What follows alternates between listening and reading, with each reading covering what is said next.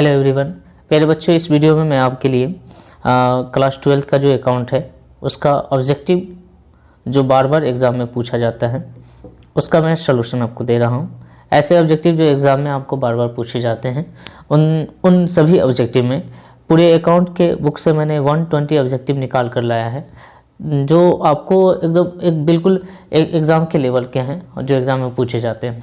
आपको ये क्वेश्चन करके जाना चाहिए, एग्ज़ाम में हर हाल में जाना चाहिए। तो आइए शुरुआत करते हैं इस वीडियो का। इस वीडियो में ये पूरा पीडीएफ जो है ऑब्जेक्टिव प्लस में थ्योरी का है।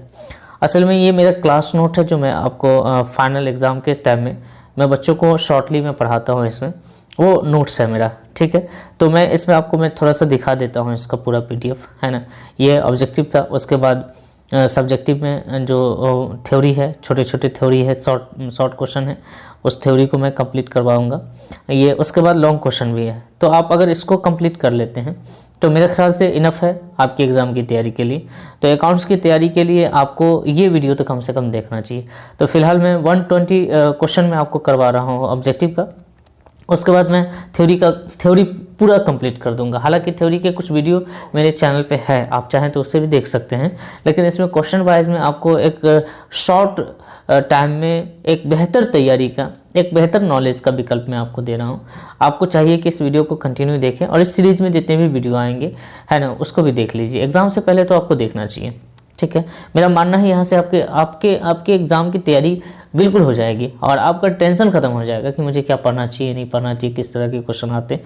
तो इसमें मैंने वही क्वेश्चन लिए हैं जो एग्ज़ाम में पूछे जाते हैं और ख़ासियत आप देख लेंगे इस सीरीज़ का, इस वीडियो का। आप देखते जाइए, मज़ा आता जाएगा आपको, ठीक है। तो चलिए शुरुआत करते हैं। पहला क्वेश्चन लेते हैं। आय व्यय खाता क्या है? नाम मात्र खाता है, जैसा कि आपको पता है। आय और व्यय से जुड़ा हुआ जितना भी खाता होता है, प्रॉफिट और लॉस से जुड़ा हुआ जितना भी खाता होता है, यह नाम मात्र खाता होता है। क्लियर है? तो पहला क्वेश्चन क्लियर हो। दूसरा क्वेश्न आपसे पूछ ले कि प्राप्ति एवं भुगतान खाता क्या है? तो प्राप्ति एवं भुगतान खाता है जो कैश की तरह बनाया जाता है, वो कैश अकाउंट होता है। तो कैश अकाउंट एक रियल अकाउंट होता है, याद रखेंगे इस बात को। तो आय व्यय खाता क्या है? नाम मात्र खाता है। प्राप्ति एवं भुगतान खाता क्या है? वास्तविक खाता है। आइए अगला क्वेश्चन देखते हैं। सचिव को मानदेय का भुगतान क्या कहलाता है? तो सचिव को जो मानदेय का भुगतान होता है वो आयगत व्यय कहलाता है। इसको याद रखेंगे। सचिव को मानदेय का भुगतान क्या कहलाता है? आयगत व्यय कहते हैं। आइए पिछला क्वेश्चन हमने आपसे क्या पूछा? प्राप्ति एवं भुगतान खाता क्या है? वास्तविक खाता है। हमने आपसे क्या पूछा? सचिव को मानदेय का भुगतान क्या कहलाता है? आयगत व्यय कहलाता है। अगला क्वेश्चन देखते हैं। नेक्स्ट क्वेश्चन है, एक क्लब द्वारा प्राप्त आजीवन सदस्यता शुल्क। आजीवन का मतलब हमेशा के लिए आपको इकट्ठे दे दिया है। इकट्ठे एक मोटी रकम हो जाती है और जो मोटी रकम हो जाती है उसको हम लोग पूंजीगत प्राप्ति कहते हैं और जो पूंजीगत प्राप्ति होती है उसको आर्थिक चिट्ठा में दिखाते हैं। इसको याद रखेंगे। तो इसको क्या कहेंगे? एक क्लब द्वारा आजीवन सदस्यता शुल्क आर्थिक चिट्ठा में दिखाते हैं। क्लियर है? पिछला क्वेश्चन देख लेते हैं। सचिव को मानदेय का भुगतान क्या कहलाता है? आयगत व्यय कहलाता है। अगला क्वेश्चन देखते हैं। क्लब द्वारा प्राप्त आजीवन सदस्यता शुल्क दिखाया जाता है, आर्थिक चिट्ठा में दिखाया जाता है। अगले क्वेश्चन की तरफ बढ़ते हैं। बकाया चंदा क्या है? बकाया चंदा आय और संपत्ति दोनों होता है। ऑप्शन ए में रहेगा आय, ऑप्शन बी में रहेगा संपत्ति, ऑप्शन सी में रहेगा दोनों। तो आपको लगाना है दोनों, ठीक है। पिछला क्वेश्चन रिविजन करता हूँ। एक क्लब द्वारा प्राप्त आजीवन सदस्यता शुल्क कहाँ दिखाया जाता है? तो आर्थिक चिट्ठा में दिखाया जाता है। ये क्वेश्चन हमने आपसे पूछा कि बकाया चंदा क्या है? आय और संपत्ति दोनों। अगला क्वेश्चन देखते हैं। वसीयत को माना जाना चाहिए। वसीयत को दायित्व माना जाना चाहिए, ठीक है। दायित्व, ठीक है ना, दायित्व याद रखेंगे। वसीयत क्या है? एक तरह का दायित्व है, एक तरह की पूंजीगत प्रकृति है, पूंजीगत प्राप्ति है। चूंकि जो वसीयत छोड़कर जाता है इसी को रिक्त कहा जाता है। जो वसीयत छोड़कर जाता है उसको चिट्ठे में दिखाते हैं। एक्स्ट्रा फैक्ट भी मैं डिस्कस कर रहा हूँ। अगर आपको एक्स्ट्रा फैक्ट से क्वेश्चन पूछ दे तो वो भी आप बना सकते हैं। तो वसीयत क्या है? एक तरह का दायित्व है और इसको आर्थिक चिट्ठा में दिखाते हैं चूंकि ये पूंजीगत प्राप्ति है, ठीक है। चूंकि ये मोटी रकम होती है। एक बात क्लियर कर लीजिए दिमाग में कि जितनी भी मोटी मोटी रकम होती है वो पूंजीगत प्राप्ति होती है, जितनी भी छोटी छोटी रकम होती है वो आयगत प्राप्ति होती है। इसको याद रखेंगे। क्लियर है? तो वसीयत को माना जाना चाहिए, दायित्व माना जाना चाहिए। आगे बढ़ते हैं। विशिष्ट दान क्या है? तो विशिष्ट दान की जहाँ तक मैं बात करता हूँ तो विशिष्ट हो गया ना, विशिष्ट हो गया तो एक मोटी रकम होगी, किसी खास काम के लिए होगी। तो जो किसी खास काम के लिए होगी वो मोटी रकम होगी। मोटी रकम पूंजीगत प्राप्ति कहलाती है। क्लियर है? ये क्वेश्चन क्लियर हो गया। चलिए पिछला क्वेश्चन छठा रिविजन कर देता हूँ। वसीयत को माना जाना चाहिए, दायित्व माना जाना चाहिए। विशिष्ट दान क्या है? तो विशिष्ट दान पूंजीगत प्राप्ति है। इसको याद रखेंगे। एक संस्था द्वारा प्राप्त चंदा क्या है? संस्था द्वारा प्राप्त चंदा के, चंदा क्या होता है, छोटी मोटी रकम होती है, चंदा के रूप में हम लोग लेते हैं। अब यहीं पर अगर विशिष्ट चंदा हो जाता, किसी खास काम के लिए हो जाता, तो फिर आप आयगत प्राप्ति की जगह पर पूंजीगत प्राप्ति कहते हैं। चंदा आप कितना देते हैं, एक बात मुझे बताइए कि चंदा अगर आपको देना होता है कितना देते हैं, 100 रुपया, 200 रुपया, 400 रुपया, 500 रुपया, बहुत छोटी रकम देते हैं। लेकिन अगर किसी खास काम के लिए चंदा दे रहे हो या दान दे रहे हो तो एक मोटी रकम देते हैं, ठीक है। तो अगर विशिष्ट हो जाता है तो वो पूंजीगत प्रकृति होगी और एक मोटी रकम होगी, ठीक है। अगर वो विशिष्ट नहीं है, सिंपली चंदा देते हैं, दान देते हैं, तो ये आयगत प्राप्ति कहलाएगी, ठीक है। ऐसा क्वेश्चन रिपीट करता हूँ, विशिष्ट दान क्या है, विशिष्ट दान पूंजीगत प्राप्ति है, एक संस्था द्वारा प्राप्त चंदा क्या है, आयगत प्राप्ति है, ठीक है। क्लियर है, उम्मीद है कि आपको समझ में आ रहा होगा। 9वां क्वेश्चन देखते हैं, आय व्यय खाता क्या है। एक तरह का रिवीजन वीडियो है ये, इसलिए मैं थोड़ा सा तेज़ पढ़ा रहा हूँ। अगर आपको लगे कि ये थोड़ा तेज़ ज़्यादा है तो आप वीडियो में धीमा करने का भी ऑप्शन रहता है, आप धीमा करके पढ़ सकते हैं, ठीक है। क्योंकि मुझे पढ़ाना है, मुझे रिवीजन कराना है, तो फटाफट रिवीजन कराना है, ठीक है। 120 क्वेश्चन करना है, तो 120 क्वेश्चन करने के लिए आपको तेज़ तो करना पड़ेगा, थोड़ा सा फास्ट करना पड़ेगा। आप बिल्कुल कंसंट्रेट होकर अच्छी तरीके से ध्यान लगा कर समझिए और पढ़ने का प्रयास करिए। ये सारे क्वेश्चन आपके पूछे जाएंगे, ट्रेंडिंग क्वेश्चन है, ठीक है। आय व्यय खाता क्या दर्शाता है, अधिक या घाटा। आपने आय व्यय खाता बनाया होगा, उस समय में सरप्लस या डिफिसिट, उसका बैलेंस दिखाया जाता है, ठीक है। तो आय व्यय खाता क्या है, अधिक या घाटा है, ठीक है। प्राप्ति भुगतान खाता क्या दिखाता है, तो ये डेबिट शेष दिखाता है, ऑलवेज डेबिट शेष दिखाता है। प्राप्ति भुगतान खाता एक तरह का कैश अकाउंट होता है, कैश अकाउंट माइनस नहीं हो सकता। अगर आपके हाथ में पैसा है, वो 0 रुपया भी है तो भी प्लस है, 1 रुपया भी है तो भी प्लस है, लेकिन माइनस में नहीं जाएगा, ठीक है। याद रखेंगे कि कैश अकाउंट एक तरह का प्लस होता है, वो संपत्ति का डेबिट शेष होता है, इसलिए याद रखेंगे। प्राप्ति में भुगतान खाता सामान्यतः क्या दर्शाता है, डेबिट शेष दर्शाता है। और आपसे अगर पूछ ले कि आय व्यय खाता क्या दर्शाता है, तो अधिक या घाटा दिखाता है। देखिए, आप क्वेश्चन की क्वालिटी को देखिएगा, दोनों क्वेश्चन रिलेट करिए, दोनों क्वेश्चन एक जगह है, रिलेट कर रही है। जहाँ जहाँ क्वेश्चन एक जगह जैसे है, रिलेशन से जुड़े हुए हैं, मैंने एक जगह सेट कर दिया है ताकि आपको समझने में आसानी हो, ठीक है। आय व्यय खाता क्या दर्शाता है, तो अधिक या घाटा दर्शाता है। और प्राप्ति में भुगतान खाता क्या दर्शाता है, तो डेबिट शेष दर्शाता है। क्लियर है, अगले क्वेश्चन की तरफ बढ़ते हैं। अगर आपसे क्वेश्चन पूछ ले कि साझेदारी संलेख की अनुपस्थिति में साझेदारों को के अग्रिम और ऋण पर कितने % की दर से ब्याज दिया जाता है, 6% की दर से ब्याज दिया जाता है। इसको याद रखेंगे कि साझेदार के अग्रिम और ऋण पर ब्याज दिया जाता है 6% प्रतिवर्ष की दर से दिया जाता है। अगर आपसे ये क्वेश्चन पूछ ले कि साझेदारी संलेख के अभाव में, मतलब अनुपस्थिति में लाभ हानि का बंटवारा कैसे होता है, तो आपको जवाब क्या होगा, बराबर बराबर होता है, मतलब 1:1 होता है, ठीक है। क्लियर है, आगे बढ़ें। अगला क्वेश्चन देखते हैं, साझेदारी समझौते के अभाव में पूंजी और आहरण पर ब्याज नहीं दिया जाता है। इसको याद रखेंगे कि पूंजी और आहरण पर ब्याज नहीं होता है। आपसे क्वेश्चन पूछ ले कि पूंजी पर ब्याज होता है, बहुत सारे बच्चे, बहुत सारे समझदार बच्चे जो क्लास के टॉपर रहते हैं वो भी जाके गलती करते हैं। भाई पूंजी पर ब्याज जैसे ही पढ़ लिया, पूंजी पर ब्याज लोग नहीं पढ़ते हैं, 6% देखा 6% लगा दिया। भाई मेरे 6% का आंसर तब होगा जब आप ऋण और अग्रिम की बात होगी। अगर पूंजी पर ब्याज की बात होगी और साझेदारी संलेख नहीं होगा, मतलब अनुपस्थित होगा, तो आपको 6% नहीं लगाना, आपको लगाना है नन ऑफ दीज, मतलब इनमें से कोई नहीं, आंसर नहीं होगा, ठीक है। मतलब हम लोग पूंजी पर ब्याज नहीं देते हैं, ठीक है। नहीं देते हैं क्या मतलब, नहीं देते हैं। क्लियर है, आगे बढ़ते हैं। अगले क्वेश्चन की तरफ बढ़िए। 12 नंबर क्वेश्चन कहता है, साझेदारी समझौते के अभाव में पूंजी और आहरण पर ब्याज नहीं दिया जाता है। चालू खाता क्या है, व्यक्तिगत खाता है। चालू खाता किसका खुलता है, आदमी का खुलता है, और आदमी क्या है, व्यक्तिगत है, ठीक है। इसको याद रखेंगे कि आदमी क्या है, व्यक्तिगत है, चालू खाता व्यक्ति का खुलता है, इसलिए आदमी व्यक्ति है। क्लियर है, बात समझ गए। अगला क्वेश्चन 14 नंबर, साझेदारों का चालू खाता हो सकता है, डेबिट और क्रेडिट दोनों से हो सकता है। आपसे क्वेश्चन पूछ लें कि साझेदारों का चालू खाता होता है। चालू खाता एक तरह का चालू, आप कह सकते हैं चालू अकाउंट है, इसमें सारा हिसाब किताब कर लो भाई, सारा ले लो, सारा दे दो, तो ये डेबिट क्रेडिट हो सकता है। लेकिन अगर पूंजी खाते की मैं बात करूँ, देखिए मैंने रिलेट किया है, ध्यान से पढ़िए, बहुत खासियत है इस सीरीज़ की, इस तरह के क्वेश्चन की, ठीक है। और जिस तरीके का मेरा सेटिंग है क्वेश्चन का, आपको मज़ा आ जाएगा पढ़कर, ये मेरा वादा है, ठीक है। आगे बढ़ते हैं। साझेदारों का चालू खाता क्या है, डेबिट और क्रेडिट दोनों से होता है। चालू खाता के बारे में पूछ ले तो डेबिट और क्रेडिट दोनों से होता है। अगर आपको पूंजी खाता पूछ ले, अस्थाई पूंजी खाता पूछ ले, तो हमेशा क्रेडिट बैलेंस होता है, सी से कैपिटल सी से क्रेडिट, याद रखेंगे हमेशा क्रेडिट बैलेंस होता है अस्थाई खाते का। क्लियर है, आगे बढ़ते हैं। अगले क्वेश्चन की तरफ बढ़ते हैं। तो क्लियर हो गया, उम्मीद है कि चालू खाता क्या है, डेबिट और क्रेडिट दोनों हो गया, और अस्थाई पूंजी खाता क्या है, ऑलवेज क्रेडिट, हमेशा क्रेडिट होता है। अगला क्वेश्चन अगर आपसे पूछे कि साझेदारों की पूंजी पर ब्याज की गणना होती है, हमेशा याद रखेंगे जो शुरुआती पूंजी होती है ना, प्रारंभ की पूंजी, उसी पूंजी पर हम लोग पूंजी पर ब्याज की गणना करते हैं। साझेदारों का अनुबंध क्या है, ऐच्छिक है, इसको याद रखना है। फॉर्म के लिए आहरण पर ब्याज आय है, इसको भी याद रखेंगे। फॉर्म के लिए आहरण पर ब्याज क्या है, इनकम है, ठीक है ना। आगे बढ़ें। साझेदारी समझौते के अभाव में लाभ और हानि का विभाजन बराबर बराबर होता है। इसको याद रखेंगे, इक्वल होता है। मैंने आपको पिछले भी क्वेश्चन में बताया कि ऋण पर ब्याज 6% की दर से होता है, पूंजी पर ब्याज नहीं होता है, वेतन कमीशन भी नहीं दिया जाता है। लेकिन अगर साझेदारी संलग्न के अभाव में लाभ हानि बांटने की बात आएगी तो आप बराबर बराबर कर देना। पिछला क्वेश्चन रिपीट कर देता हूँ, फॉर्म के लिए आरंभ पर ब्याज क्या है, आय है। अगला क्वेश्चन मैं रिपीट करता हूँ, एक सामान्य साझेदारी में साझेदारों की अधिकतम संख्या कितनी होती है, ये 50 होती है। इसको याद रखेंगे, एक सामान्य साझेदारी में साझेदारों की अधिकतम संख्या कितनी होती है, 50 होती है। आगे बढ़ते हैं अगले क्वेश्चन की तरफ। जब आहरण का समय न दिया हो तो पूंजी आहरण पर ब्याज 6 महीने के लिए लगाते हैं। इसको याद रखेंगे, आहरण का समय न दिया हो तो आहरण पर ब्याज 6 मंथ के लिए लगाते हैं। लेकिन जब आहरण प्रतिवर्ष निश्चित तारीख पर हुआ हो, प्रत्येक महीने के प्रारंभ में, तो 3 क्वेश्चन को मैंने इकट्ठा कर दिया है ताकि आपको समझने में ईजी हो।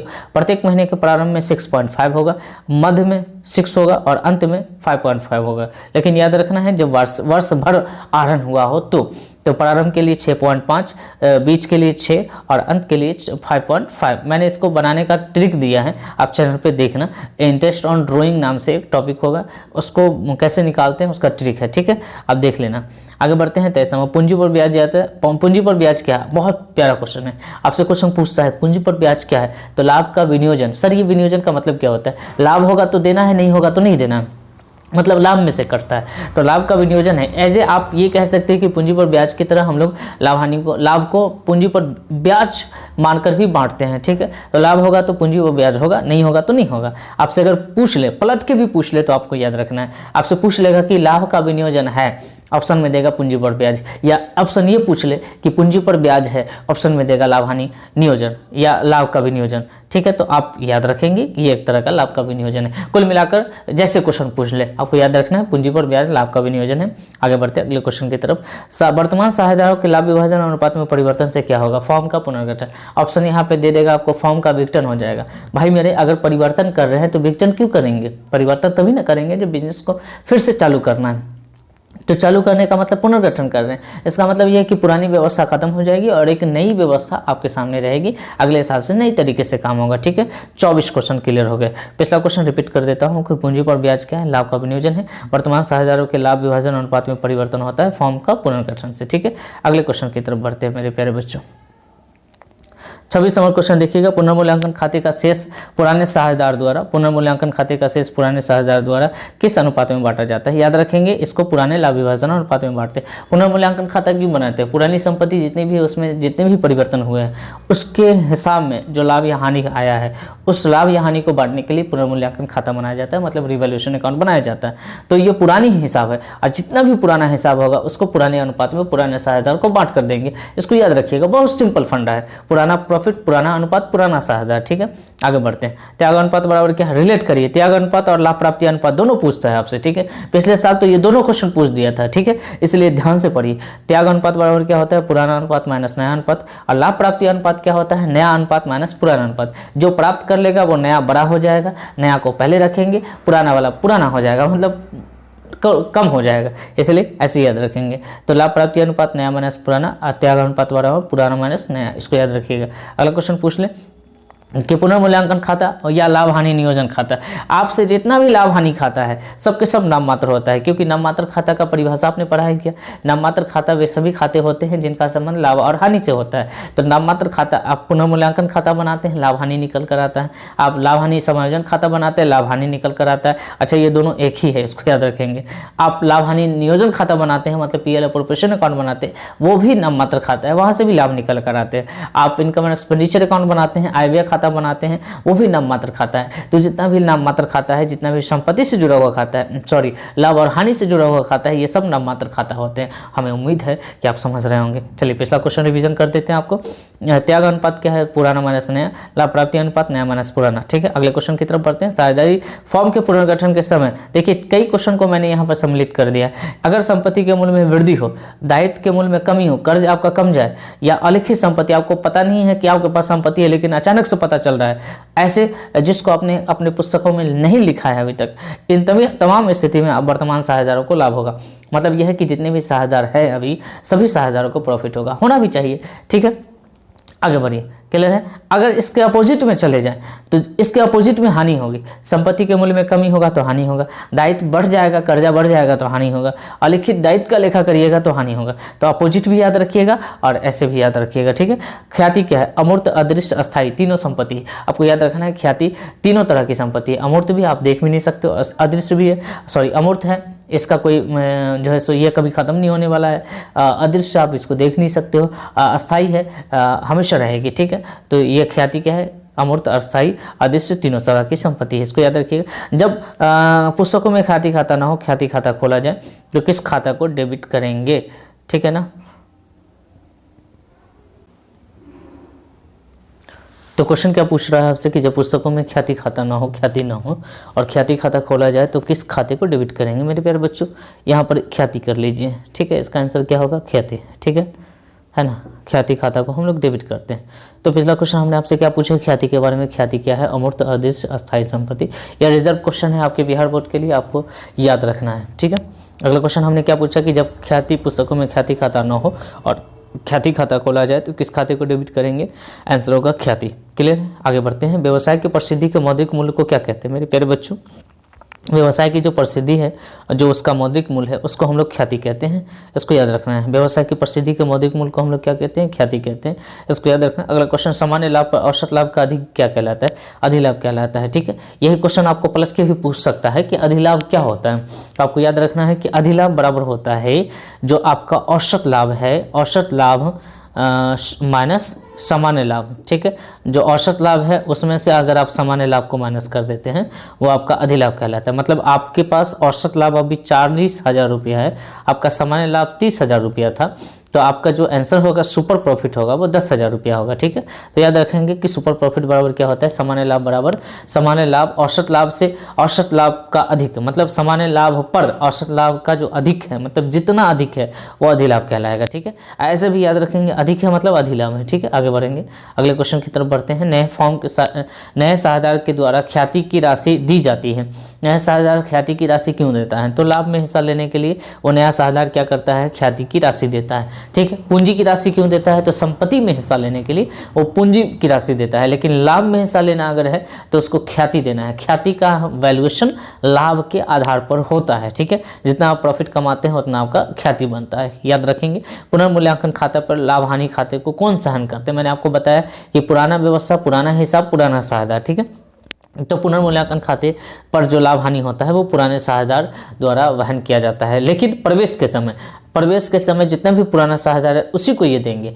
लेकिन अगर रिटायरमेंट रहेगी और डेथ रहेगा, मतलब किसी की मृत्यु होती है, कोई रिटायर करता है, तो रिटायर और मृत्यु के केस में सभी साझेदार को देंगे, क्योंकि जो रिटायर किया है, जो मृत्यु हो गई जिसकी, वो भी शामिल था बिजनेस में, तभी तो वो रिटायर किया है। लेकिन प्रवेश के समय में आपको याद रखना है कि प्रवेश के समय में जो साझेदार आ रहा है वो पहले से नहीं था, ठीक है। तो हम सभी साझेदार को कोई भी शेयर नहीं देंगे, हम सिर्फ पुराने साझेदार को देंगे। तो यहाँ पर पुनर्मूल्यांकन पर जो लाभ हानि होता है प्रवेश के समय, उसको पुराने साझेदार को दिया जाता है, ये याद रखेंगे। प्रवेश के समय का क्वेश्चन है ये क्वेश्चन में, लेकिन कह देगा कि प्रवेश का है।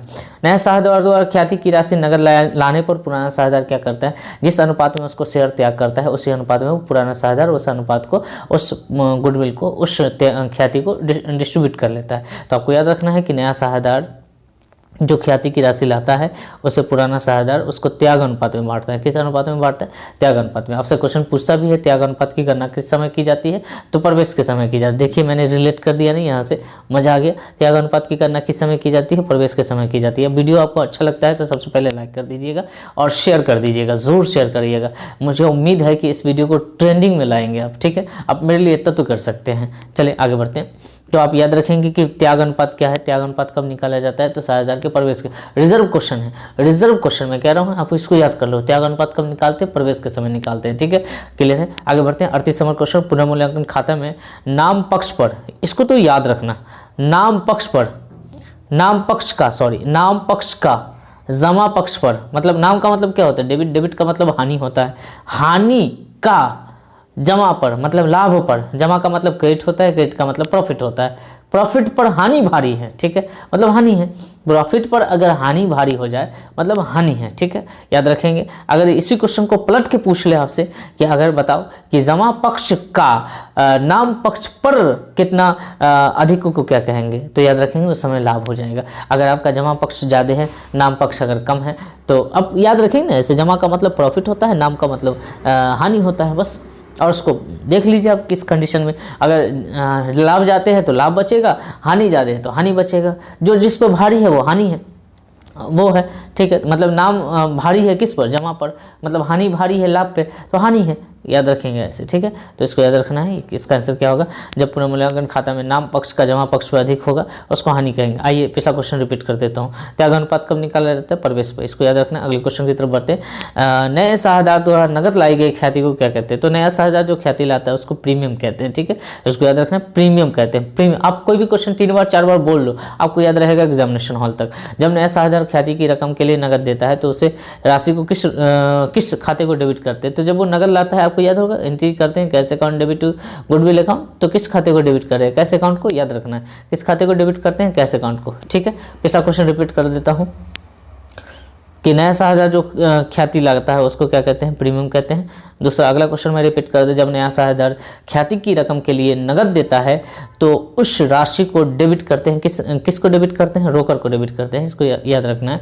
अगले क्वेश्चन, लाभ प्राप्ति अनुपात की गणना कब की जाती है, तो अवकाश और मृत्यु के समय। फिर से रिलेट कर लीजिए, प्रवेश के समय कौन सा अनुपात निकाला जाता है, तो प्रवेश के समय त्याग अनुपात, और लाभ प्राप्ति अनुपात अवकाश और मृत्यु के समय निकाला जाता है, इसको याद रखना। अगला क्वेश्चन मैं पढ़ता हूँ आपके लिए। ABC 3-2-1 के अनुपात में लाभ हानि बांटते हैं, इसमें से बी रिटायर कर रहा है, तो बी रिटायर कर रहा है, बी को हटा दीजिए, ठीक है, बच गया 3:1। अगर डिस्ट्रीब्यूशन होता है बी के शेयर का और आपको क्वेश्चन ऐसा कहता है तो ठीक है, इसमें बांट कर इसमें ऐड करेंगे, लेकिन नहीं होता है तो सीधे यही अनुपात नया अनुपात कहलाएगा, ठीक है। तो इसमें कुछ है नहीं ऐसा। प्राप्ति अनुपात भी यही होगा, प्राप्ति अनुपात भी ओल्ड रेशियो ही होगा और नया अनुपात भी ओल्ड रेशियो ही होगा। अगर आपके पास ओल्ड रेशियो के अलावा कोई दूसरा इन्फॉर्मेशन नहीं है तो जो अनुपात पूछ देगा वही अनुपात ओल्ड रेशियो कहलाएगा, ठीक है। तो इसमें से बी को हटाइए, सीधे 3:1 यहाँ पर बिठा दीजिए, आगे बढ़िए। अगला क्वेश्चन है, मृतक साझेदार को देय राशि चुकाई जाती है। मृतक साझेदार को देय राशि उसको तो नहीं चुकाओगे क्योंकि वो मर गया, कब्रिस्तान लेकर जाओगे, उसका हिसाब किताब नहीं, तो जो उसका लीगल उत्तराधिकारी होगा ना उसको देंगे, ठीक है। ऐसा नहीं कि उसकी पत्नी को दे देना है, उसको पिताजी को देना है, नहीं, उसका जो लीगल उत्तराधिकारी होगा, चाहे वो एक कुत्ता ही क्यों ना हो, हम उसको शेयर दे देंगे, ठीक है। तो हमको ये देखना है कि जो साझेदार मर गया उसने अपने नॉमिनेशन में किसका नाम लिखा है, उसने अपना उत्तराधिकारी किसको बनाया है, तो जिसको अपना उत्तराधिकारी बनाया है हम उसी को ये शेयर देंगे। मेरे प्यारे बच्चों, मज़ा आ रहा होगा, ठीक है, मुझे उम्मीद है, और आप समझेंगे इस बात को एग्जामिनेशन हॉल में जब बैठेंगे तब समझेंगे इस सीरीज की खासियत। एक वीडियो में आपके सारे अकाउंट के सारे ऑब्जेक्टिव मैंने धड़ाधड़ कंप्लीट कर दिए, ठीक है। हालांकि अकाउंट का डीपली ऑब्जेक्टिव सीरीज भी है, आप वो भी देख लीजिएगा एक बार, लेकिन आप 120 क्वेश्चन जो मैं करवा रहा हूँ वो तो करके जाने हैं आपको, ठीक है। आगे बढ़ते हैं। एक साझेदार की मृत्यु की दशा में संचित लाभ और हानि को बांटा जाती है। भाई जो मर गया है उसको भी दोगे और जो पुराना है उसको भी दोगे, मतलब सबको दोगे, ठीक है ना, सबको दोगे, है ना। तो पुराने सभी साझेदार को पुराने अनुपात में, ठीक है। अगर क्वेश्चन ऑप्शन में रहेगा सिर्फ साझेदार के बारे में रहेगा तो सिर्फ साझेदार टिक कर देना सभी, और पुराना भी याद रखेंगे कि पुराने अनुपात होता है। तो जैसा क्वेश्चन पूछेगा आपको आंसर वैसा कर लेना है, ठीक है। आगे बढ़ते हैं। ये क्वेश्चन आ गया 46-45 नंबर, कहता है कि मृतक साझेदार के निष्पादक को, निष्पादक मतलब वही उत्तराधिकारी, ठीक है। कौन उत्तराधिकारी, तो लीगल उत्तराधिकारी, कानूनन उत्तराधिकारी।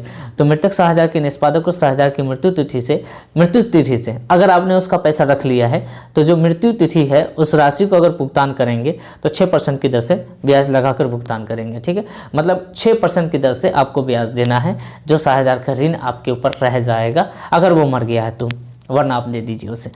साझेदारों की देखिए, साझेदार क्या होता है, व्यक्ति होता है, व्यक्ति का जो भी खाता होगा व्यक्तिगत खाता होगा, क्लियर है, इसमें क्या सोचना। तो साझेदारों की संयुक्त जीवन बीमा पॉलिसी, साझेदारों ने अपने जीवन पर संयुक्त जीवन बीमा पॉलिसी ले रखा है तो उसको व्यक्तिगत खाता कहेंगे। आगे बढ़ते हैं। अगले क्वेश्चन, पुनर्मूल्यांकन खाता कब तैयार किया जाता है। आपको याद रखना है कि प्रवेश के समय भी, अवकाश के समय भी, मृत्यु के समय भी, किसी भी पुनर्गठन के समय हम लोग पुनर्मूल्यांकन खाता बनाते हैं। आपको याद रखना है पुनर्मूल्यांकन खाता प्रवेश के समय, अवकाश के समय, मृत्यु के समय, तीनों कंडीशन में हम लोग बनाते हैं, या लाभ हानि अनुपात में परिवर्तन होता है उस समय भी बनाते हैं, ठीक है। तो ऑल ऑफ दीज अगर ऑप्शन में ऐसा रहे तो आप लगाना, ठीक है, टेंशन मत लेना। आगे बढ़ते हैं, वसूली खाता क्या है? ये भी एक तरह का लाभ हानि खाता है, इससे भी लाभ हानि जनरेट होता है। आपको याद होगा जब वसूली खाता रियलाइजेशन अकाउंट बनाते तो वहाँ पे भी लाभ हानि के का चर्चा हम लोग करते हैं, तो ये भी नाम मात्र खाता है, इसको भी याद रखेंगे। बाकी साझेदारों से जुड़ा हुआ जितना भी खाता है, साझेदारों का खाता है, साझेदारों का चालू खाता है, ये सारे के सारे आपको आपके पर्सनल अकाउंट है, मतलब पर्सनल अकाउंट है, व्यक्तिगत खाता है। आगे बढ़ते हैं, आगे समापन व्ययों को वसूली खाते के किस पक्ष में लिखा जाता है? तो वसूली खाते की डेबिट पक्ष में समापन व्यय को लिखा जाता है। आप थोड़ा सा एक इमेज बना लेना वसूली खाते को कि कौन अमाउंट कहाँ दिखाया जाता है, ठीक है। तो जो भी व्यय होता है, जो पेमेंट होता है वो टू में होता है, मतलब डेबिट साइड में होता है, और जितने भी प्राप्ति होती है वो बाय में होती है, मतलब क्रेडिट साइड में होती है, ठीक है। इसको याद रखेंगे। अगले क्वेश्चन की तरफ बढ़ते हैं मेरे प्यारे बच्चों, ठीक है। मज़ा आ रहा होगा तो एक बार लाइक कर देना, कमेंट्स करके ज़रूर बताना क्या आपको ये सीरीज़ बहुत पसंद आ रहा है, ठीक है। मैंने जितने भी क्वेश्चन कराए हैं आपके एग्जाम में पूछे जा रहे हैं या नहीं जा रहे हैं, है ना, अब बहुत अच्छे हैं, ठीक है। फॉर्म के समापन पर होने वाले व्यय को हम लोग वसूली व्यय कहते हैं या समापन व्यय कहते हैं। आपके ऑप्शन में पूछेगा वसूली व्यय कहते हैं कि नहीं कहते हैं, तो आपको आंसर वसूली व्यय ढूंढना है, ठीक है। चाहे जो ऑप्शन में जो रहे उससे कोई मतलब नहीं, आपका आंसर वसूली व्यय होगा कि फॉर्म के समापन पर होने वाले व्यय को या तो समापन व्यय कहते हैं या वसूली व्यय कहते हैं। इसको याद रखना। पिछला क्वेश्चन देख लीजिए, समापन व्यय को कहाँ दिखाते हैं? डेबिट में दिखाते हैं, और इस व्यय को हम लोग वसूली व्यय कहते हैं। क्लियर है? दोनों क्वेश्चन मैंने रिलेट करके आपको बता दिए। आगे बढ़ते हैं, साझेदारों के विघटन के समय साझेदारों के पूंजी खाते के क्रेडिट बाकी का भुगतान हम लोग किस समय करेंगे? भाई मेरे जो मर गया है तो उसके उत्तराधिकारी को करेंगे, लेकिन साझेदार मरा नहीं है, उसका सिर्फ विघटन हुआ है, फॉर्म को बंद कर दिया है, तो साझेदार तो सब जिंदा ही है ना, तो उसको बैंक खाते के माध्यम से उसको पेमेंट कर देंगे या रोकड़ खाते के माध्यम से सभी साझेदारों को पेमेंट कर देंगे, जो भी हिसाब बनता है, ठीक है। क्लियर है? तो क्वेश्चन एक बार फिर पढ़ लीजिए, साझेदारों के विघटन के समय साझेदारों के पूंजी खाते के क्रेडिट बाकी का भुगतान किसको करेंगे? साझेदारों को बैंक के माध्यम से कर देंगे, ठीक है। क्लियर है? आगे बढ़ें। फॉर्म के विघटन पर साझेदारों का पूंजी खाता किसके माध्यम से बंद होता है? अभी जस्ट हमने आपको बताया कि बैंक के माध्यम से उसको पेमेंट करते हैं, ठीक है। तो ये बैंक खाता के माध्यम से हम लोग उसका अकाउंट बंद करते हैं, ठीक है। क्लियर है? मजा आ रहा है? आगे बढ़ते हैं, संपत्ति की वसूली को कहाँ दिखाते हैं? तो भाई मेरे अभी जस्ट मैंने आपको बताया कि जितनी भी वसूली होती है क्रेडिट साइड में और जितना भी भुगतान होता है डेबिट साइड में, ठीक है। तो वसूली व्यय का भुगतान हम लोग वसूली से जितने भी पैसे आते हैं उसको क्रेडिट में दिखाते हैं। आगे बढ़ते हैं, ऐच्छिक समापन कब होते हैं? ऐच्छिक समापन भाई अपना बहुमत है, अगर साझेदारों की बहुमत है, ठीक है, साझेदार चाहते हैं कि बिजनेस को समापित कर दिया जाए, मतलब बंद कर दिया जाए, तो ठीक है, बहुमत के आधार पे आप इच्छा के अनुसार कर सकते हैं। लेकिन अगर न्यायालय आपको आदेश दे रहा है तो अनिवार्य समापन कहलाएगा, ठीक है। अनिवार्य समापन न्यायालय के आदेश के अनुसार हो जाता है। आगे बढ़ते हैं, वसूली खाते के लाभ हानि का बंटवारा सभी साझेदारों में करेंगे, उनके लाभ विभाजन अनुपात में करेंगे, ठीक है। आगे बढ़ते हैं अगले क्वेश्चन की तरफ। 56, फॉर्म के समापन पर सबसे अंत में कौन सा खाता बनाया जाता है? सबसे अंत में रोकड़ या बैंक खाता हम लोग बनाते हैं और फिर हम मिलान करते हैं पैसों का।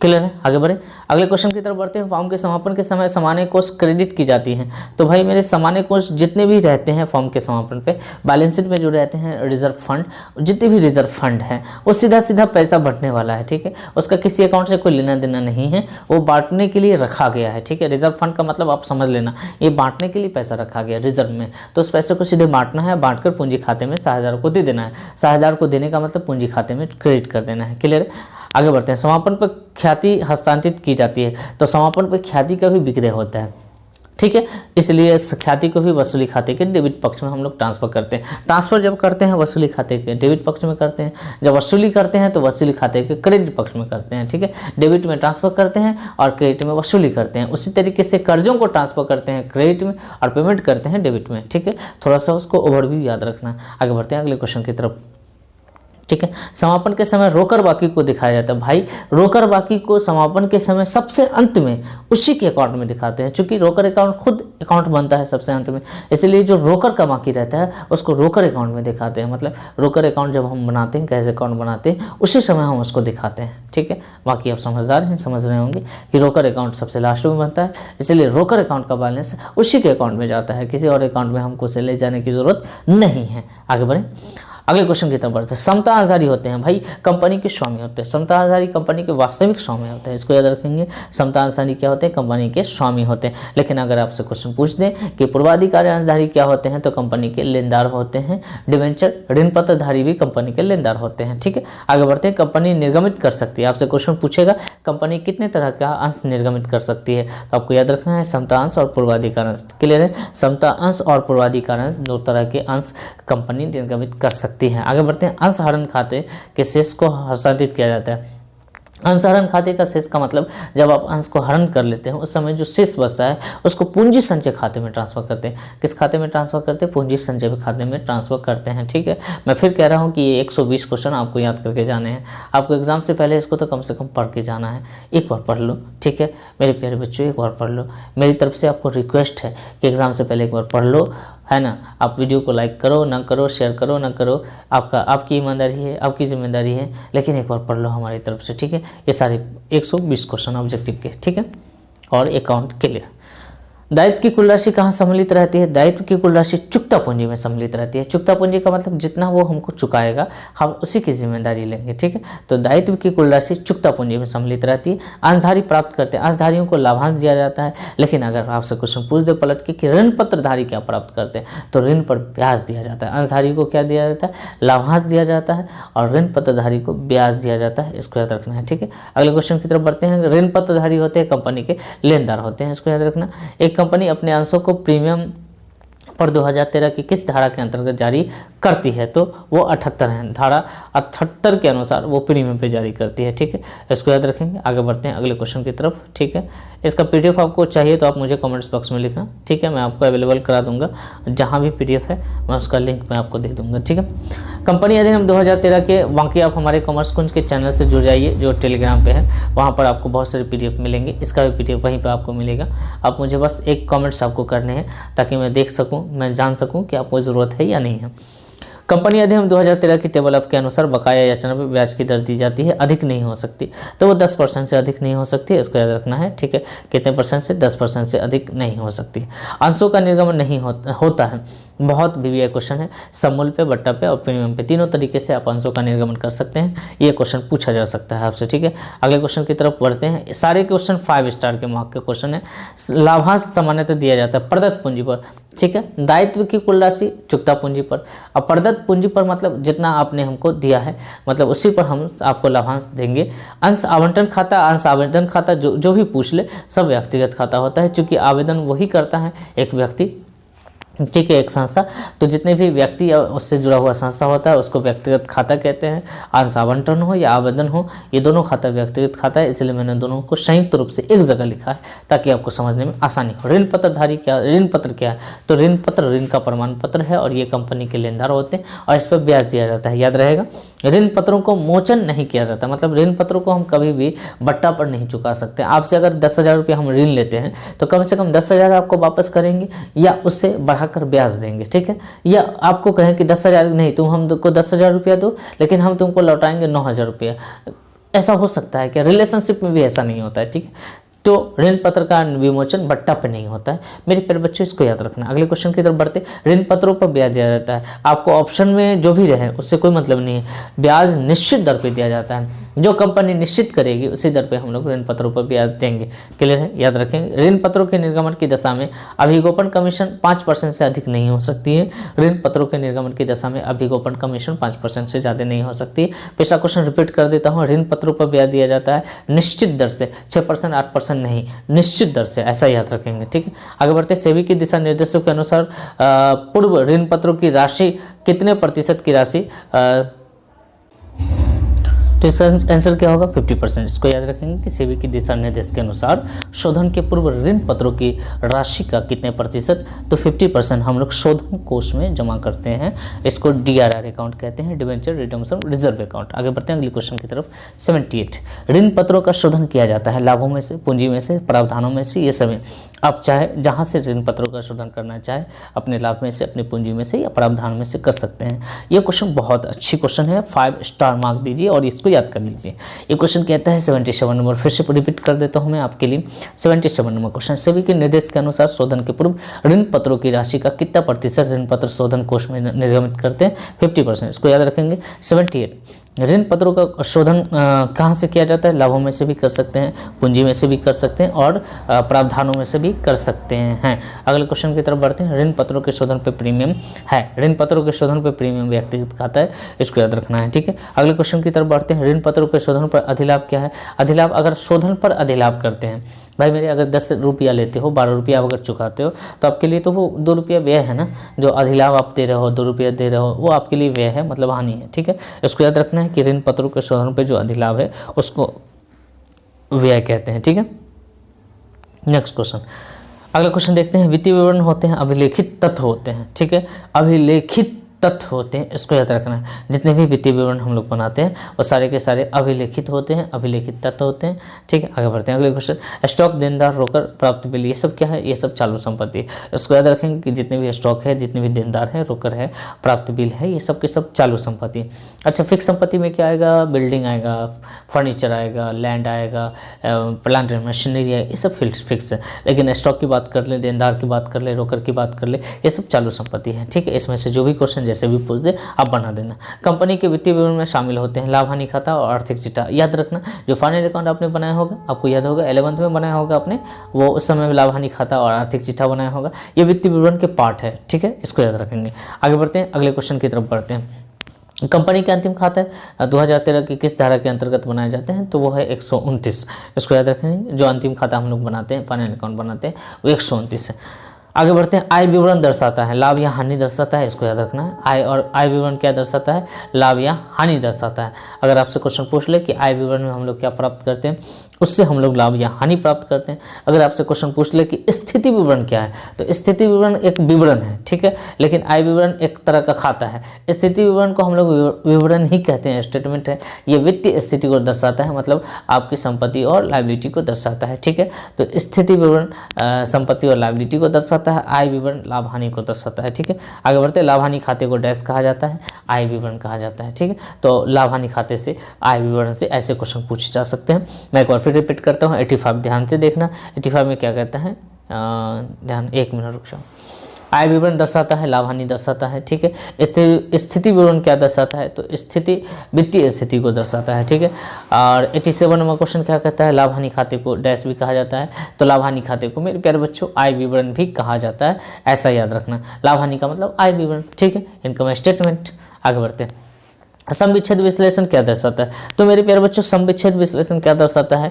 तो सम विच्छेद विश्लेषण लागत और विक्रय के बीच बराबर का रिलेशन दर्शाता है। मतलब 10 रुपया का लागत है, 10 रुपया में बेच रहे हो, सम विच्छेद है मतलब बराबर है, ठीक है। तो सम विच्छेद विश्लेषण क्या दर्शाता है? लागत और विक्रय के बीच का संबंध दर्शाता है, बराबर संबंध दर्शाता है, दोनों बराबर होते हैं, जहाँ पे लागत और विक्रय दोनों समान हो जाते हैं, उसको हम लोग सम विच्छेद बिंदु कहते हैं, जैसा कि आपको पहले से भी पता है। पिछला क्वेश्चन रिपीट कर देता हूँ, ये तीनों क्वेश्चन ध्यान से पढ़ लो, ये सारे क्वेश्चन पूछे गए आपसे। आय विवरण क्या दर्शाता है? लाभ हानि दर्शाता है। स्थिति विवरण क्या दर्शाता है? वित्तीय स्थिति दर्शाता है। और लाभ हानि खाते को आय विवरण भी कहते हैं, ठीक है। आगे बढ़ें, बहुत ही प्यारा क्वेश्चन आने वाला है, इसको देख लो। ये सारे क्वेश्चन पूछा जाता है। आदर्श तरल अनुपात क्या है? तो 1:1 है। आदर्श चालू अनुपात क्या है? 2:1 है। तरल चालू, तरल चालू, तरल 1:1 होता है और चालू अनुपात 2:1। अच्छा, एक बार फर्क बताओ मुझे, क्या है दोनों में? दोनों में करंट एसेट होता है, दोनों में करंट लायबिलिटी होता है। फर्क सिर्फ इतना है कि इसमें ये जो तरल अनुपात है ना, ये चालू अनुपात में स्टॉक शामिल रहता है और प्रीपेड एक्सपेंस शामिल रहता है, ये दोनों। अब बाकी सारे करंट एसेट जितने भी हैं, ये दोनों करंट एसेट है, ये भी शामिल रहता है। लेकिन जब हम तरल अनुपात बनाते हैं ना, तो ये दोनों छोड़ देते हैं, ठीक है। तो याद रखना है कि ये जब तरल अनुपात बनाते हैं, ये 2 से 1 हो जाएगा, बाकी ये दोनों रहेगा, 1-1 ही रहेगा, ठीक है ना। तो चालू अनुपात फिर से याद कर लो, तरल अनुपात 1:1 और चालू अनुपात 2:1। क्लियर समझ रहे हैं?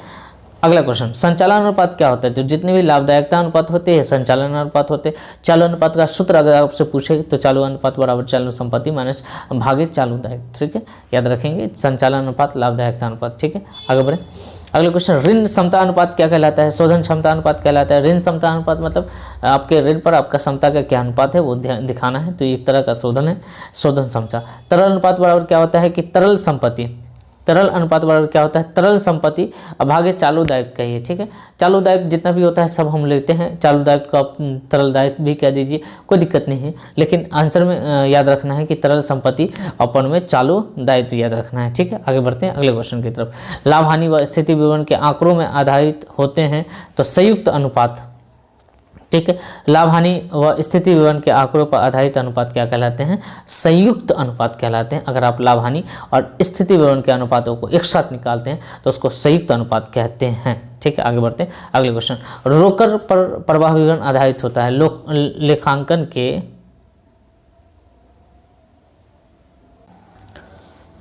तो याद रखना है रोकर प्रवाह विवरण किससे संबंधित है, आधारित होता है। अच्छा, एक क्वेश्चन यहाँ पर छूटा हुआ लग रहा है, 1 मिनट रुक जाए। 95 है, 96 छूट गया है। 96 नंबर क्वेश्चन है कि रोकर प्रवाह विवरण किससे संबंधित है, तो AS3 इसको याद रखेंगे जरा, AS ठीक है 3 याद रखेंगे। रोकर प्रवाह विवरण किससे संबंधित है, तो AS3 से आपको याद रखना है। आप याद रखेंगे कि रोकर प्रवाह विवरण किससे संबंधित है, AS3 जहाँ पे होगा वहाँ पे रोकर प्रवाह विवरण आंसर लगाना है। तो ये क्वेश्चन पढ़ लो कि रोकर प्रवाह विवरण आधारित होता है लेखांकन के उपार्जन नहीं, यहाँ लेखांकन के रोकर आधार पे। ठीक है, रोकर आधार पर याद रखेंगे कि लेखांकन के रोकर आधार पर इससे संबंधित है। तो रोकर प्रवाह विवरण आधारित होता है लेखांकन के रोकर के आधार पे। आगे बढ़ते हैं अगले क्वेश्चन की तरफ। 98 रोकर प्रवाह विवरण तैयार किया जाता है आर्थिक चिट्ठा, लाभ हानि खाता और अतिरिक्त सूचना। ठीक है, आपने रोकर प्रवाह विवरण बनाया है क्या, कैश फ्लो स्टेटमेंट आपने बनाया होगा, तो उस समय में हम लोग आर्थिक चिट्ठा भी देखते हैं, लाभ हानि खाता भी देखते हैं, और जो अतिरिक्त सूचना हमको बाहर में दिए जाते हैं वो भी हम लोग देखते हैं। तो ये सभी इसका आंसर होगा। रोकर समतुल्य होता है। रोकर समतुल्य का मतलब क्या होता है, रोकर जैसा होता है। ठीक है, रोकर जैसा होता है। जैसे ट्रेजरी बिल है तो वो रोकर नहीं होता है, लेकिन रोकर जैसा, आप उसको रोकर में कन्वर्ट कर सकते हो। तो जिसको आप रोकर में तुरंत कन्वर्ट कर सकते हो वो ट्रेजरी, जितना उसमें लिखा रहेगा उतना। जैसे मैंने आपको चेक दिया तो मैंने आपको पैसे नहीं दिए, मैंने आपको जितने के चेक दिए उतने के पैसे मान लो कि मैंने दे दिए बस। ठीक है, तो ट्रेजरी बिल, रोकर बिल, ये व्यापारिक बिल, ये सब के सब क्या होते हैं, रोकर समतुल्य में शामिल होते हैं। इसको याद रखेंगे। चालू संपत्ति में कमी संचालन से लाभों में क्या होगा, आपने पढ़ा होगा, आपको याद होगा, क्या पढ़े होंगे रोकर प्रवाह विवरण में। जब आपकी चालू संपत्ति कमती है, जब घटती है, तो उस समय में हम लोग उसको ऐड कर देते हैं। ठीक है, क्या करते हैं, ऐड करते हैं। तो चालू संपत्ति में जो कमी होती है, decrease in CA, decrease in CL, आपको याद होगा। तो डिक्रीज इन CA जो होता है, चालू संपत्ति में जो कमी होती है उसको जोड़ा जाता है। इसको याद रखेंगे, क्या किया जाता है, जोड़ा जाता है। अभिगोपन कमीशन क्या है, तो इसको याद रखना है, कार्यशील संपत्ति है। अभिगोपन कमीशन क्या है, कार्यशील संपत्ति है। ठीक है, अभिगोपन कमीशन क्या है, कार्यशील। पिछला क्वेश्चन रिपीट कर देता हूँ, चालू संपत्ति में कमी को संचालन से लाभ में जोड़ा जाता है। आप एक बार रिमाइंड कर लो, चालू संपत्ति की कमी को जोड़ेंगे, चालू संपत्ति की कमी को घटाएंगे, वृद्धि को घटाएंगे, चालू दायित्व की कमी को हम लोग जोड़ेंगे और चालू दायित्व की वृद्धि को हम लोग घटा देंगे। ठीक है, उल्टा करेंगे। चालू संपत्ति की जो कमी है उसको हम जोड़ेंगे और चालू दायित्व अगर रह जाएगा तो उसको घटा देंगे, कमी होगी तो। ठीक है, मतलब यह है कि लाभ को घटाएंगे और हानि को जोड़ेंगे, ऐसा सेंस रखना है कि लाभ को घटाएंगे, हानि को जोड़ेंगे। रोकर तक वापस जाने के लिए लाभ को घटा देंगे, हानि को ऐड कर देंगे। ठीक है, याद रखेंगे। अगर चालू संपत्ति में कमी होती है तो हानि होगा, हानि को जोड़ना है। ठीक है, ऐसे याद रखेंगे। चालू दायित्व में कमी होगी तो लाभ होगा, लाभ को घटा देना है, उल्टा करना है। ठीक है, अभिगोपन कमीशन क्या है, कार्यशील पूंजी है, याद रखेंगे। अगले क्वेश्चन की तरफ। यदि बिक्री 4 लाख है और सकल लाभ का 25% है तो सकल लाभ अनुपात कितना होगा। तो 4 लाख का 25% कितना होता है मेरे प्यारे बच्चों, 4 लाख का 25% आपका 4 लाख का 25% कितना होगा। यदि सकल बिक्री 4 लाख है और 4 लाख का 25% आपका कितना होगा,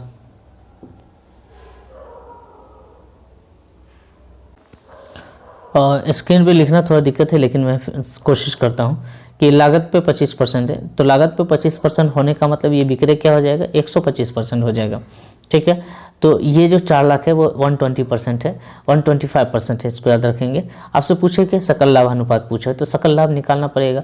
तो सकल लाभ आपका 25% है लेकिन लागत पर है और आपके पास जो अमाउंट है वो विक्रय मूल्य है, तो ये जो अमाउंट है वो 125% है। तो 4 लाख में 125% से आप डिवाइड कर दोगे तो, और ये जो 25% आपका लाभ है इसे 25 से गुना कर दोगे, 25 पंचे 125, 8 पंचे 40, मतलब 80,000 रुपया आपका विक्रय मूल्य लाभ निकल कर आ गया।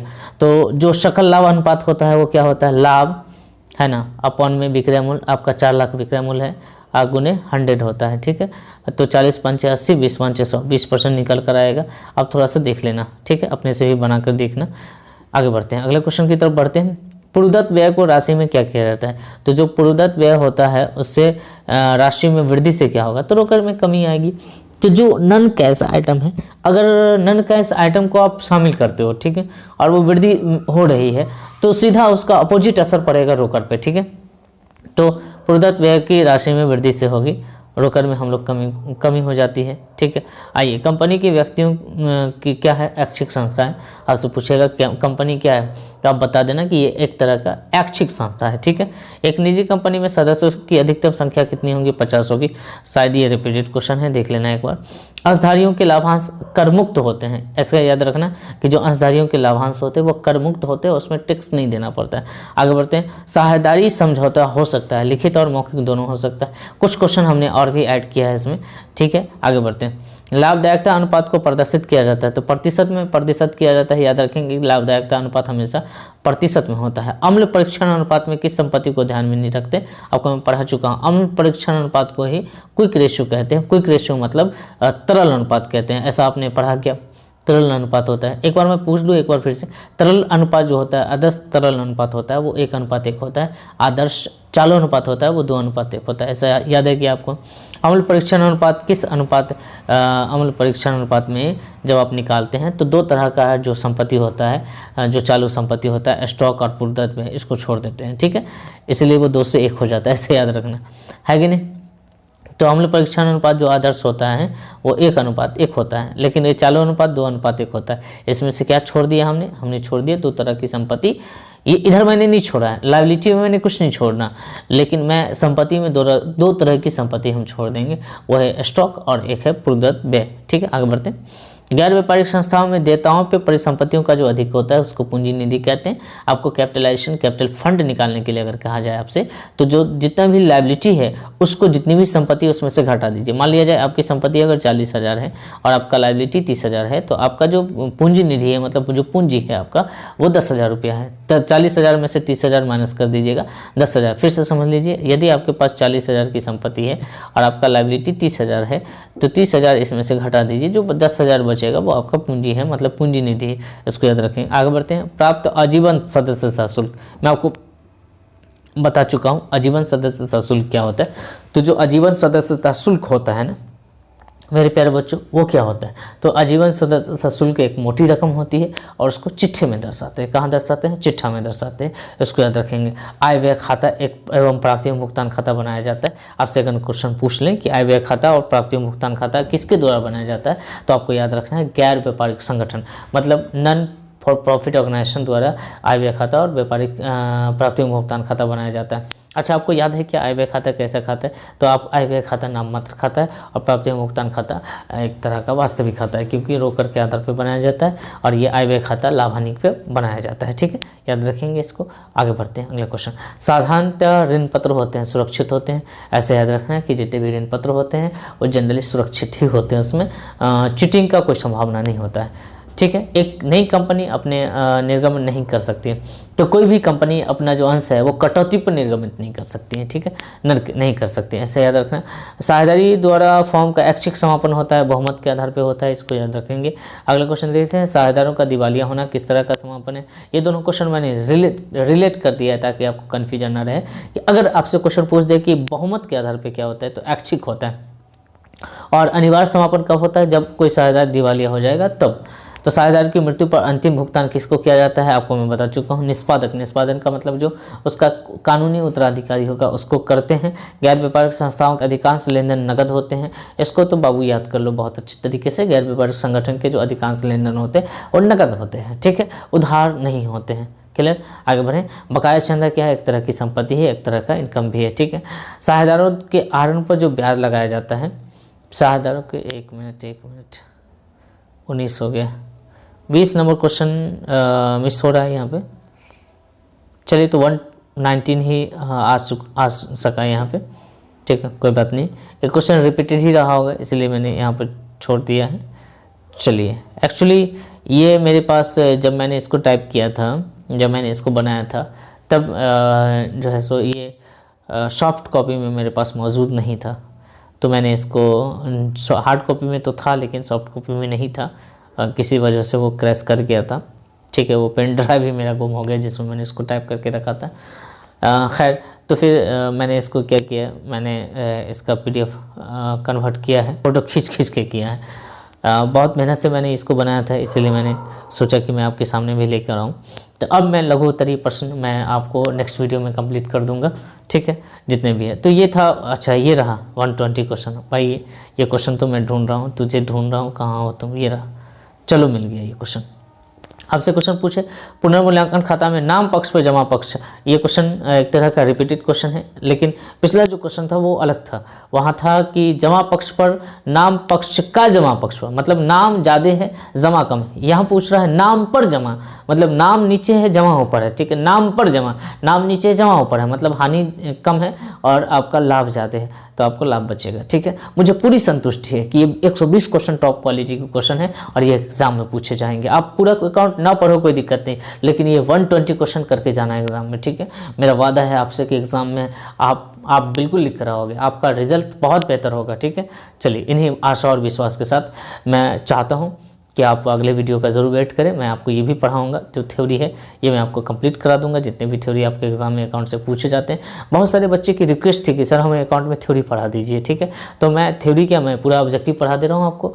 भाई मेरे ऑब्जेक्टिव मैंने पढ़ा दिया, अब थ्योरी में पढ़ा दूंगा, टेंशन किस बात की है। ठीक है, तो ऑब्जेक्टिव ऑफ थ्योरी कंप्लीट कर दे रहा हूँ मैं। और रही बात प्रैक्टिकल की, तो प्रैक्टिकल का वेटेज वैसे भी थोड़ी कम रहती है ना, बिहार बोर्ड और जितने भी स्टेट बोर्ड है उसमें। ठीक है, प्रैक्टिकल पढ़ना है, बहुत पढ़ना है, लेकिन उसके अलावा आपको थ्योरी भी पढ़ लेना है। ठीक है, तो थ्योरी का वेटेज भी रहता है, थ्योरी से आपके ऑब्जेक्टिव भी क्लियर होते हैं। तो हमें उम्मीद है कि आपको ये वीडियो बहुत अच्छी लगी होगी और ये 120 क्वेश्चन आपके लाइफ को, आपके रिजल्ट को चेंज कर सकती है, आपके रिजल्ट को बेहतर बना सकती है।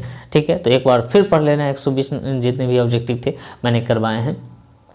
ठीक है, मिलते हैं नेक्स्ट वीडियो में और शेयर करते रहना भाई। ठीक है, भूल मत जाना, लाइक कर दो और वीडियो को ज़्यादा से ज़्यादा दोस्तों को तक पहुंचाओ और पहुंचाकर मुझे बताओ कि सर हमने पहुंचा दिया है और आप मुझे अब अगला वीडियो भी दे दीजिए। क्लियर है? चलिए बाय बाय, टेक केयर।